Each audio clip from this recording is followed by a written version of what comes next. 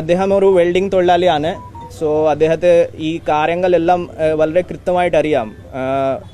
ഈ ജനൽ എങ്ങനെ എടുക്കണം, പിന്നെ ഈ വെൽഡിംഗ് സീലിങ്ങിൻ്റെ കാര്യം എങ്ങനെ ചെയ്യണം, വളരെ എക്സ്പേർട്ടായിട്ടുള്ള ഒരു ആളാണ്. അദ്ദേഹത്തിൻ്റെ വീട്ടിൽ നമുക്ക് നോക്കുമ്പോൾ കുറേ ടൂൾസ് അടക്കമെല്ലാം ഉണ്ട്. സോ അദ്ദേഹം ഈ സാധനമെല്ലാം ഇയാൾ നമുക്ക് കാണിച്ചിട്ട് കൊടുത്തു. ഞങ്ങൾ റിക്കവറി നടത്തി. റിക്കവറിൻ്റെ ഭാഗമായിട്ട് ഞങ്ങൾ ഒരു 1.21 crores എക്സാക്ട്ലി പറഞ്ഞാൽ 1,21,43,000 rupees ക്യാഷ് റിക്കവർ ചെയ്തിട്ടുണ്ട്. നടത്തിയത് അന്വേഷണത്തിൻ്റെ ഭാഗമായിട്ട് ഞങ്ങൾ ഏകദേശം 115 CDRകൾ വെരിഫൈ ചെയ്തു.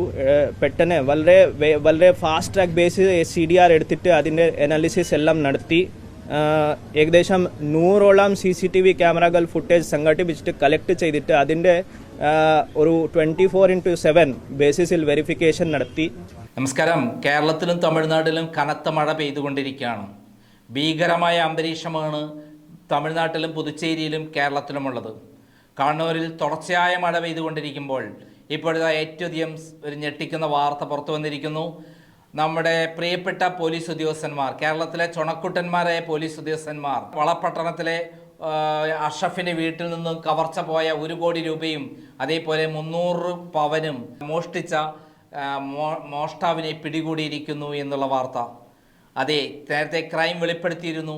ആ വീട്ടിൽ നിന്ന് മോഷണം നടത്തിയത് ആ വീടിനെക്കുറിച്ച് കൃത്യമായി അറിയുന്ന ഒരാളാണെന്ന്. കള്ളൻ കപ്പലിൽ തന്നെ എന്ന് പറഞ്ഞുകൊണ്ട് ഞാൻ ആ വാർത്ത പ്രസിദ്ധീകരിച്ചു. നേരത്തെ ഒരു പോലീസ് ഓഫീസർ പറഞ്ഞത് കുർവ സംഘമാണ് ആ വീട് ആക്രമിച്ച് അതിൻ്റെ ഉള്ളിൽ കയറി അവിടെ നിന്ന് കവർച്ച നടത്തിയതെന്ന്. എന്നാൽ എൻ്റെ എക്സ്പീരിയൻസ് കൊണ്ട്, ക്രൈം ചീഫ് എഡിറ്റർ എന്ന നിലയിൽ എൻ്റെ എക്സ്പീരിയൻസ് കൊണ്ട് ഞാൻ പറഞ്ഞു, ആ വീടുമായി അഭേദ്യ ബന്ധമുള്ള, ആ വീടിനെക്കുറിച്ച് കൃത്യമായി അറിയുന്ന, ആ വീടിൻ്റെ ഉള്ളിലെ കാര്യങ്ങൾ കൃത്യമായി അറിയുന്ന, അഷ്റഫിൻ്റെ നീക്കങ്ങൾ കൃത്യമായി അറിയുന്ന ഒരാൾക്കേ ഇതിങ്ങനെ ചെയ്യാൻ പറ്റുകയുള്ളൂ. 40 മിനിറ്റ് ആണ് സമയമെടുത്തത്. ആ CCTV ദൃശ്യങ്ങൾ കൊണ്ട് മോഷ്ടാവ് അകത്ത് കയറി കൃത്യമായി അകത്തുനിന്ന് താക്കോലെടുത്ത് അടുത്ത റൂമിൽ പോയി ലോക്കറിൻ്റെ ലോക്കർ തുറന്ന് അത് തിരിച്ച് കൃത്യമായി അതിൻ്റെ ഉള്ളിൽ നിന്ന് 1 കോടി രൂപ മോഷ്ടിക്കുകയും കൂടാതെ 300 പവനും മോഷ്ടിക്കണമെങ്കിൽ അത് കൃത്യമായി എടുത്തു കൊണ്ടുപോകണമെങ്കിൽ തീർച്ചയായും അതിവിദഗ്ധനായ ഒരാൾ, അതിൻ്റെ ഉള്ളിൽ എല്ലാ കാര്യങ്ങളും അറിയുന്ന ഒരാളായിരിക്കുമെന്ന് പറഞ്ഞിരുന്നു. അത് സത്യമായിരിക്കുന്നു എൻ്റെ പ്രിയപ്പെട്ട പ്രേക്ഷകരെ. ആ പറഞ്ഞ കാര്യം 100% സത്യമാണെന്ന് തെളിയിച്ചുകൊണ്ട് അടുത്ത വീട്ടിലെ ലിജീഷ് എന്ന് പറയുന്ന ഒരു വെൽഡറാണ് ഈ കൃത്യമായിട്ട് ഈ മോഷണം നടത്തിയിരിക്കുന്നത്. ആ ആളെ പിടിച്ചതിന് കാരണം ഒരു തെളിവ് എല്ലാ കേസുകളിലും ബാക്കി വയ്ക്കുമെന്ന് പറയാറുണ്ടല്ലോ, അതേപോലെ ഇവിടെയും ബാക്കി വെച്ചു. അവിടെ CCTV ദൃശ്യങ്ങൾ വരാതിരിക്കാൻ വേണ്ടി CCTV തിരിച്ച് വെച്ചപ്പോൾ കൃത്യം വീടിൻ്റെ ഉള്ളിലേക്ക് മോഷണം നടത്തുന്ന സ്ഥലത്തേക്കായി പോയി എന്ന് മാത്രം. അതുമാത്രമല്ല, അദ്ദേഹത്തിൻ്റെ മുഖം കൃത്യമായി പതിഞ്ഞു. ഈ പതിഞ്ഞ മുഖമാണ് അദ്ദേഹത്തെ കുടുക്കിയത്. മുഖം മറച്ചുകൊണ്ടാണ് അദ്ദേഹം ഈ പറയുന്ന മോഷ്ടാവ് ലിജീഷ് കൃത്യമായി വീട്ടിനുള്ളിൽ കയറിയതും കൃത്യമായി കൃത്യങ്ങൾ നടത്തിയതും. എന്നിട്ടോ നേരത്തെ തന്നെ അദ്ദേഹം പ്ലാൻ ചെയ്ത് വെച്ചിരുന്നു. ഒരു കട്ടിനുള്ളിൽ കൃത്യമായ ഉള്ളിൽ തന്നെ അറകൾ ഉണ്ടാക്കി അതെല്ലാം കൃത്യമായി പെയിൻ്റ് അടിച്ച് അടിഭാഗം മറച്ച് ഒരാൾക്ക് കണ്ടുപിടിക്കാൻ പറ്റാത്ത വിധത്തിൽ കട്ടിൻ്റെ ഉള്ളിൽ പണവും സ്വർണവും കൃത്യമായി സൂക്ഷിച്ചു വെച്ചിരുന്നു. ആ പണം ഏകദേശം 1 കോടിയാണെന്ന് പറഞ്ഞെങ്കിൽ 1,21 ലക്ഷം രൂപയാണ് മോഷ്ടിച്ചത്. ഇതേപോലെ തന്നെ 300 പവനില്ല 267 പവനാണ് മോഷ്ടിച്ചത്.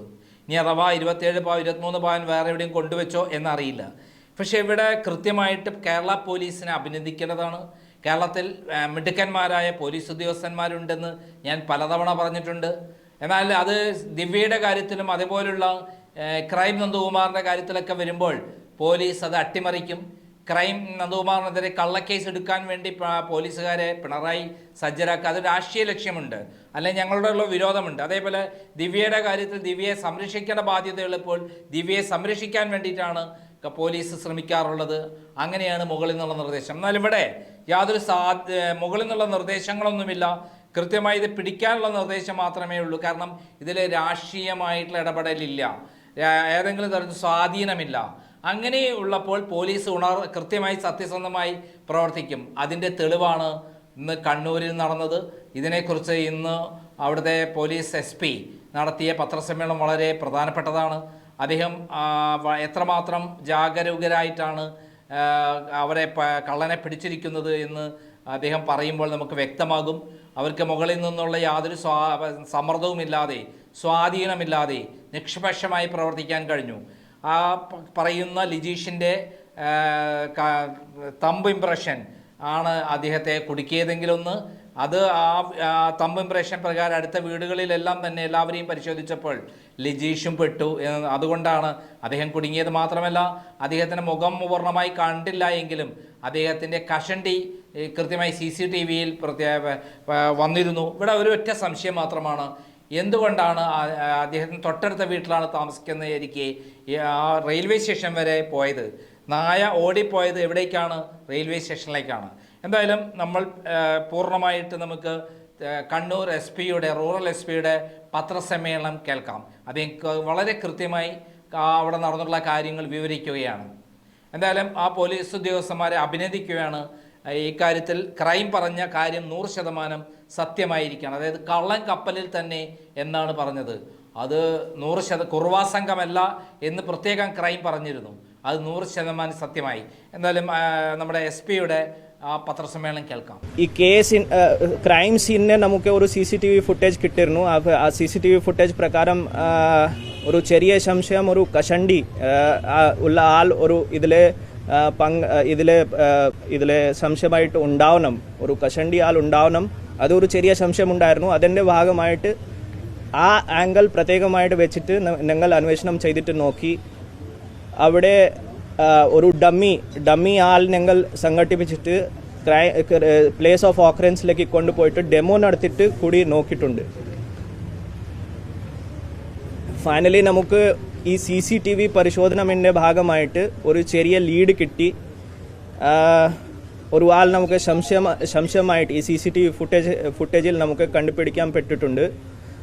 ആ സംശയം വെച്ചിട്ട് ഞങ്ങൾ ഇപ്പോഴുള്ള പ്രതീക് ഈ കസ്റ്റഡിയിലെടുത്തിട്ട് ചോദ്യം ചെയ്യാൻ തുടങ്ങിയിട്ടുണ്ട്. മിനിയാനെ രാത്രി മുതൽ ഞങ്ങൾ ചോദ്യം ചെയ്യാൻ തുടങ്ങി. അദ്ദേഹത്തിൻ്റെ ഫിംഗർ പ്രിൻ്റ് എടുത്തു. ഈ ഫിംഗർ പ്രിൻറ്റിൻ്റെ ഒരു ഫാസ്റ്റ് ട്രാക്ക് ബേസിസിൽ ഇന്നലെ ഞായറാഴ്ച തന്നെ മാച്ചിങ് ചെയ്തിട്ട് നോക്കി. ഈ മാച്ചിങ് ചെയ്തപ്പോൾ നമുക്ക് കീച്ചേരി 803/2023 കേസ് ഒരു ക്രൈം നമ്പർ ഉണ്ടായിരുന്നു. ആ കേസ് ഒരു ഇതുവരെ അൺഡിറ്റക്റ്റഡ് ആയിട്ടുള്ള കേസാണ്. അതും ഒരു സെയിം മോഡേഴ്സ് ഹൗസ് ബ്രേക്കിംഗ് മോഡേഴ്സിൻ്റെ കേസാണ്. നമുക്ക് നേരത്തെ തന്നെ സംശയം ഉണ്ടായിരുന്നു ആ കേസിൻ്റെ പ്രതി ഈ കേസിൻ്റെ പ്രതി ഒരു ചെറിയ ഇത് സിമിലാരിറ്റി ആണ്, അത് സംശയം ഉണ്ടായിരുന്നു. അത് വെച്ചിട്ട് ആ കേസിൻ്റെ ഫിംഗർ പ്രിൻറ്റ് ഈ ആളുടെ ഫിംഗർ പ്രിൻ്റ് ആയിട്ട് മാച്ച് ചെയ്യാൻ വേണ്ടി ശ്രമിച്ചു. അത് നമുക്ക് സക്സസ് കിട്ടി. ലെഫ്റ്റ് ഇൻഡെക്സ് ഫിംഗർ മാച്ച് ആയിട്ടുണ്ട് കീച്ചേരി കേസായിട്ട്. സോ നമ്മുടെ സംശയം അത് പിന്നെ സ്ട്രോങ് ആയി that this person it self may be involve in this case also. നമ്മുടെ പ്രസൻറ്റ് കേസും ഈ ആൾ തന്നെ ഇൻവോൾവ് ആണ്. അത് വെച്ചിട്ട് ഞങ്ങൾ ഫർദർ ക്വസ്റ്റ്യനിങ് ചെയ്തു. വൈകിട്ട് ഏകദേശം നമുക്ക് 7 o'clock വരെ നമുക്ക് ഇയാൾ ഒരു അക്സെപ്റ്റ് ചെയ്തു that he has only done this theft. ഇയാൾ തന്നെയാണ് കുറ്റകൃത്യം ചെയ്തത്. ഈ കൺഫെഷനിൻ്റെ ഭാഗമായിട്ട് പിന്നെ ഞങ്ങൾ ഫർദർ പ്രൊസീജിയർ എടുത്തു. അറസ്റ്റ് രേഖപ്പെടുത്തി 27 എത്ര സെക്ഷനാണ് റിക്കവറി ഏർപ്പാടാക്കി. റിക്കവറി നടക്കാൻ വേണ്ടിയിട്ട് ഞങ്ങൾ പുറത്തുള്ള റവന്യൂ വിറ്റ്നസ് ഏർപ്പാടാക്കിയിട്ട് ഏകദേശം 10 to 11 o'clock ഞങ്ങൾ ഈ റിക്കവറി ചെയ്തിട്ടുണ്ട്. റിക്കവറിൻ്റെ ഭാഗമായിട്ട് ഇയാൾ ഈ സാധനം മോഷിച്ചിട്ട് അദ്ദേഹത്തിൻ്റെ വീട്ടിൽ തന്നെ വെച്ചിരുന്നു. ഈ അദ്ദേഹത്തിൻ്റെ കട്ടിൽ പ്രത്യേകമായിട്ട് മോഡിഫൈ ചെയ്തിട്ട് പ്രത്യേകമായിട്ടൊരു ക്ലോസറ്റ് ഉണ്ടാക്കിയിട്ട് അതിൽ വളരെ നന്നായിട്ട് ഈ എല്ലാം സാധനങ്ങൾ സൂക്ഷിച്ചിട്ട് നന്നായിട്ട് സീൽ ചെയ്തിരുന്നു. അദ്ദേഹം ഒരു വെൽഡിംഗ് തൊഴിലാളിയാണ്. സോ അദ്ദേഹത്തെ ഈ കാര്യങ്ങളെല്ലാം വളരെ കൃത്യമായിട്ട് അറിയാം. ഈ ജനൽ എങ്ങനെ എടുക്കണം, പിന്നെ ഈ വെൽഡിങ് സീലിങ്ങിൻ്റെ കാര്യം എങ്ങനെ ചെയ്യണം, വളരെ എക്സ്പേർട്ടായിട്ടുള്ള ഒരു ആളാണ്. അദ്ദേഹത്തിൻ്റെ വീട്ടിൽ നമുക്ക് നോക്കുമ്പോൾ കുറേ ടൂൾസ് അടക്കമെല്ലാം ഉണ്ട്. സോ അദ്ദേഹം ഈ സാധനമെല്ലാം ഈ ആൾ നമുക്ക് കാണിച്ചിട്ട് കൊടുത്തു. ഞങ്ങൾ റിക്കവറി നടത്തി. റിക്കവറിൻ്റെ ഭാഗമായിട്ട് ഞങ്ങൾ ഒരു 1.21 crores, എക്സാക്ട്ലി പറഞ്ഞാൽ 1,21,43,000 rupees ക്യാഷ് റിക്കവർ ചെയ്തിട്ടുണ്ട്. 267 pound സ്വർണ്ണാഭരണങ്ങൾ ഞങ്ങൾ റിക്കവർ ചെയ്തിട്ടുണ്ട്. അതിൽ ഗ്രാമിൽ പറഞ്ഞാൽ 2136 gram ഓഫ് ഗോൾഡ് ഞങ്ങൾ റിക്കവർ ചെയ്തിട്ടുണ്ട്.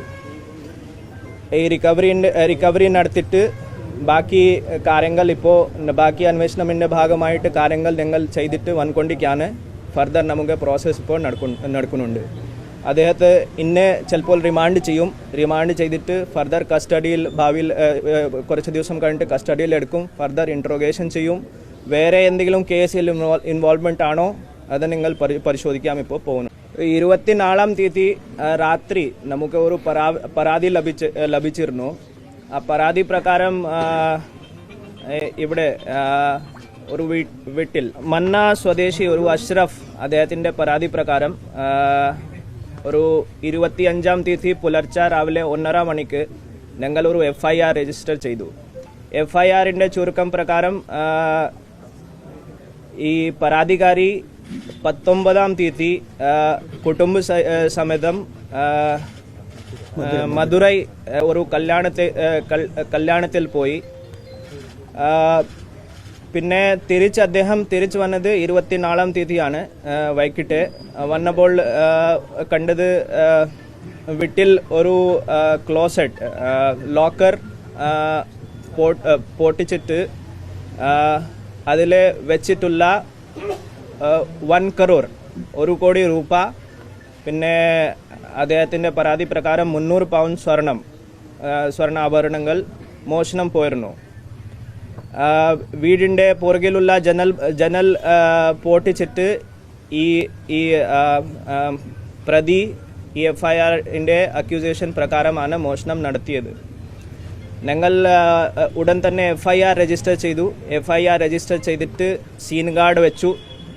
പിറ്റേ ദിവസം finger print expert, dog squad അടക്കം ഒരു പ്രത്യേകം അന്വേഷണം ടീം സീൻ പരിശോധിച്ചു. ACP കണ്ണൂർ രത്നകുമാർ അദ്ദേഹത്തിൻ്റെ നേതൃത്വത്തിൽ ഒരു 20 മെമ്പേഴ്സ് ഒരു അന്വേഷണം സംഘം രൂപീകരിച്ചു.